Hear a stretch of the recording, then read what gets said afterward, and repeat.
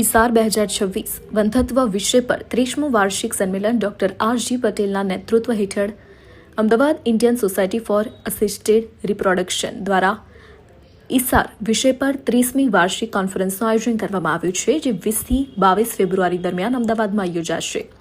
આ conference ઈસારના Gujarat chapter દ્વારા આયોજિત છે.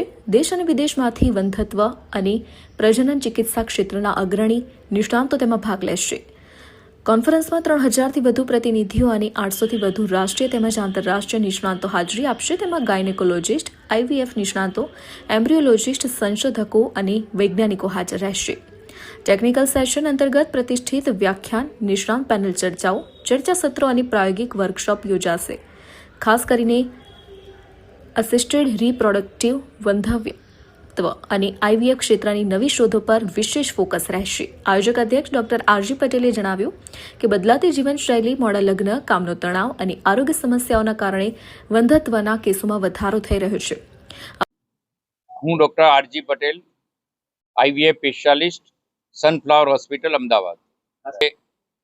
ફર્ટિલિટી રેટ ઘટતો જાય છે, ઇન્ફર્ટિલિટી વધતું જાય છે. એના સોલ્યુશનમાં આઈવીએફ કોન્ફરન્સનું આયોજન છે.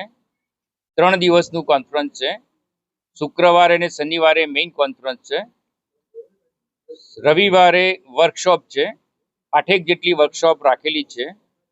આશરે 3000 ડેલિગેટ છે, જે આ ઈસાર એટલે Indian society of assisted reproduction ની 30મી કોન્ફરન્સ છે. અત્યાર સુધીના ઇતિહાસમાં આ ઓલમોસ્ટ સૌથી વધારે રજીસ્ટ્રેશન છે.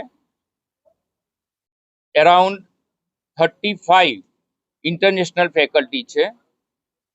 ઇન્ડિયામાંથી અરાઉન્ડ 3000 ડેલિગેટ છે, જે ક્લિનિશિયન છે, એમ્બ્રિયોલોજીસ્ટ છે, એન્ડોસ્કોપિક સર્જન છે, સોનોલોજીસ્ટ છે, ફિટલ મેડિસિનના સ્પેશિયાલિસ્ટ છે.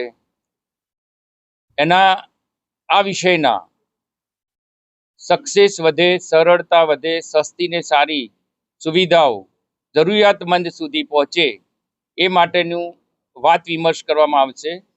જે લેટેસ્ટ ટેકનોલોજી ડેવલપ થઈ છે એનો સઘન અભ્યાસ કરવામાં આવશે. એનું ડિસ્કશન થશે, જેથી કરીને અવેરનેસ વધે, નોલેજ વધે. મારું નામ ડૉક્ટર જીતેન્દ્ર પ્રજાપતિ.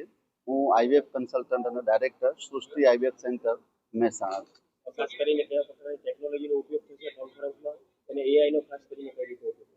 જી, હવે દિવસે ને દિવસે કોઈ પણ ક્ષેત્રની અંદર ટેકનોલોજી અપગ્રેડ કરી રહ્યા છે.